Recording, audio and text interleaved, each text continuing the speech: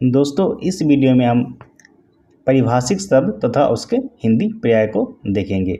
अगर आप हिंदी ट्रांसलेटर बनना चाहते हैं या आप एग्जामिनेशन देते हैं तो आपको यह काफ़ी मददगार साबित हो सकती है, क्योंकि आपके हिंदी ट्रांसलेटर में परिभाषिक शब्द पूछा जाता है और आपके इसमें 10 से 15 नंबर के पूछे जाते हैं परिभाषिक शब्द। परिभाषिक शब्द आपकी हिंदी से अंग्रेजी और अंग्रेजी से हिंदी पूछा जाता है, या इसके अलावा आपको इसे याद करके आप ट्रांसलेशन कर रहे हैं कुछ ट्रांसलेटिव वर्क, तो उसमें भी आपकी काम आ सकती है। तो परिभाषिक शब्द आपको अच्छे से जानना जरूरी होता है अगर आप ट्रांसलेटर बनने की सोच रहे हैं या आप एग्जामिनेशन दे रहे हैं।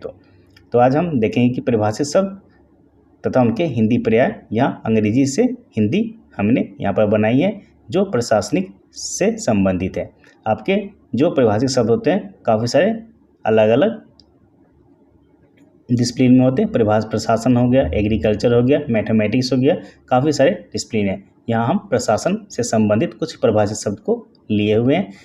इसके अलावा काफ़ी सारे ऐसे भी शब्द हैं प्रशासन में जो आपको अलग से सीखने की ज़रूरत पड़ेगी, या हमने कुछ ही उदाहरण के तौर पर लिए हैं। तो चलिए जानते हैं कि परिभाषित शब्द तथा उनके हिंदी पर्याय किस प्रकार से हम बनाते हैं। तो चलिए शुरू करते हैं। सबसे पहले आप देख सकते हैं परिभाषिक शब्द तथा उनके हिंदी पर्याय। परिभाषिक शब्द अगर आप एग्जामिनेशन अपने दिए हैं तो आपको पता होगा परिभाषिक शब्द आपसे पूछ लिया जाता है हिंदी ट्रांसलेटर में। यहाँ मैंने जो रखा है प्रशासन से संबंधित जो परिभाषिक शब्द है उसको मैंने यहाँ पर रखा है। यहाँ पर जितने भी शब्द आपको देखने को मिलेंगे वह प्रशासन से संबंधित है, प्रशासन से रिलेटेड है। पहला जो शब्द है एक्शन। एक्शन का अर्थ क्या होता है? परिभाषिक शब्द का अर्थ यही होता है कि जो अंग्रेजी है उसका हिंदी क्या होगा और जो हिंदी है उसका अंग्रेजी शब्द क्या होता है। क्योंकि हिंदी का अंग्रेजी जो है, क्योंकि ट्रांसलेटर जब आप करेंगे तो आपका शुद्ध हिंदी वहाँ पर लिखना होता है। आप बोलचाल की भाषा का हिंदी का प्रयोग वहाँ पर नहीं कर सकते हैं।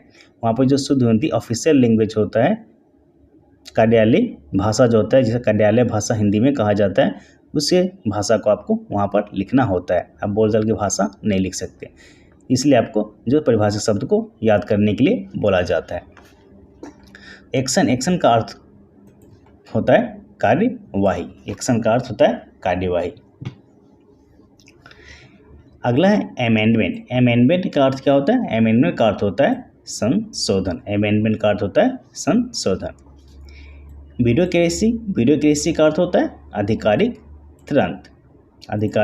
तंत्र।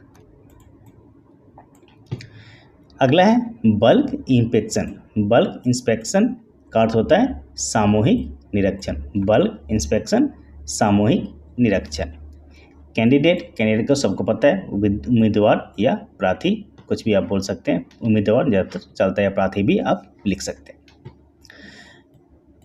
कैजुअल लेबर का अर्थ होता है अनियत मजदूर, यानी जो नियत नहीं है, अनियत है, उसे अनियत मजदूर कैजुअल लेबर कहा जाता है।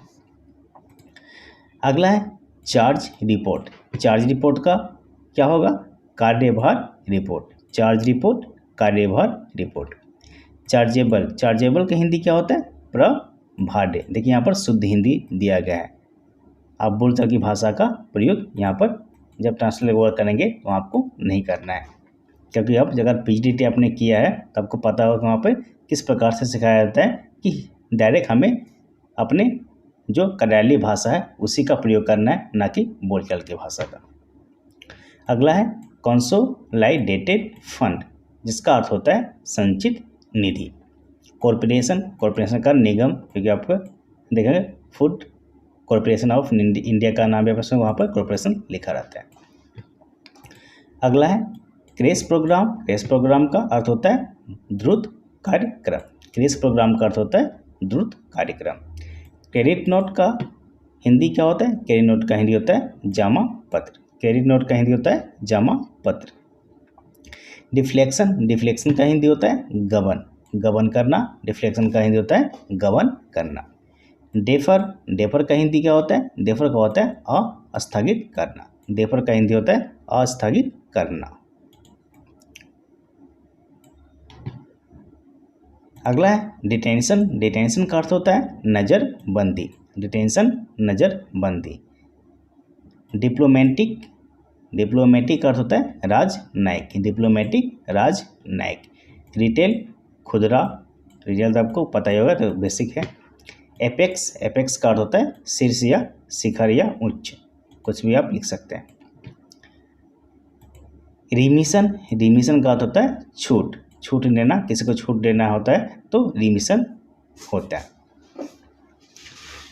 सन्ड्री। सन्ड्री। सन्ड्री का अर्थ होता है विविध। एबोलेशन। एबोलेशन का अर्थ होता है उन्मूलन। एबॉन्डमेंट। एबॉन्डमेंट का अर्थ होता है परित्याग। एक्सेप्टेंस ऑफ ऑफिस का अर्थ होता है पद स्वीकृति। एकुमुलेशन का अर्थ होता है संचय। इस प्रकार से आप हिंदी को अंग्रेजी से हिंदी बना सकते हैं और हिंदी से अंग्रेजी बना सकते हैं। जब आप एग्जाम देने जाएंगे तो आपको परिभाषित शब्द पूछ लिया जाएगा कि यहाँ पर मान लीजिए यहाँ पे एक्शन दे दिया जाएगा, इसका बोलेगा आपका हिंदी पर्याय लिखिए, या अमेंडमेंट दे दिया जाएगा, वहाँ बोलेगा आपका हिंदी पर्याय लिखिए। पर्याय वहाँ पर पूछा जाता है। परिभाषित शब्द या पर्याय एक ही बात वहाँ पर होता है कि आपको हिंदी दे दिया जाएगा और बोलेगा इसका आपको इंग्लिश पर्याय लिखना है, और इंग्लिश दे दिया जाएगा तो वहाँ पर बोला आपको हिंदी पर्याय लिखना है, यानी उसका हिंदी रूप लिखना है और अंग्रेजी रूप लिखना है। तो यह वीडियो आपको काफ़ी मदद साबित कर सकती है जब आप एग्जामिनेशन देने जाएंगे। तो एक बार मैं फिर से दोहरा देता हूँ। एक्शन। एक्शन का अर्थ होता है कार्यवाही। अमेंडमेंट। अमेंडमेंट का अर्थ होता है संशोधन। ब्यूरोक्रेसी। ब्यूरोक्रेसी का अर्थ होता है आधिकारिक तंत्र। Bulk inspection. बल्क इंस्पेक्शन का अर्थ होता है सामूहिक निरीक्षण। कैंडिडेट। कैंडिडेट का अर्थ होता है उम्मीदवार। Casual labour. कैजुअल लेबर का अर्थ होता है अनियत मजदूर। Charge report. चार्ज रिपोर्ट का अर्थ होता है कार्यभार रिपोर्ट। चार्जेबल का अर्थ होता है प्रभार्य। कंसोलिडेटेड का फंड का अर्थ होता है संचित निधि। कॉरपोरेशन का अर्थ होता है निगम। क्रेश प्रोग्राम का अर्थ होता है द्रुत कार्यक्रम। क्रेडिट नोट का अर्थ होता है जमा पत्र। डिफ्लेक्शन का अर्थ होता है गबन। डेफर का अर्थ होता है स्थगित करना या रोक देना। डिटेंशन का अर्थ होता है नज़रबंदी। डिप्लोमेटिक का अर्थ होता है राजनयिक। रिटेल का अर्थ होता है खुदरा। एपेक्स का अर्थ होता है शीर्ष या उच्च या शिखर। रिमिशन। रिमिशन का अर्थ होता है छूट। सन्ड्री। सन्ड्री का अर्थ होता है विविध। एबुलेशन का अर्थ होता है उन्मूलन। एबॉन्डमेंट का अर्थ होता है परित्याग।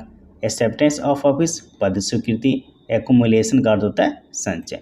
इस प्रकार से आप अंग्रेजी से हिंदी पर्याय बना सकते हैं।